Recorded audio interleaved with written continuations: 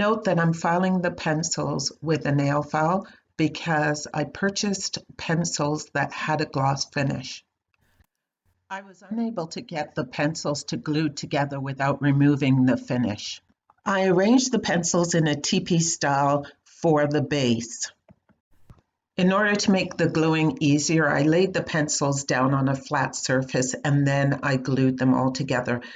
It would have been a really fun project if I had natural pencils that didn't have a glossy coating. But other than that, it's something that's really easy to do.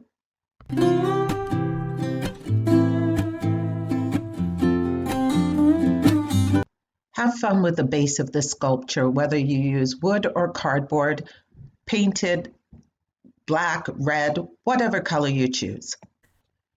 Be sure to check out my toothpick sculpture video.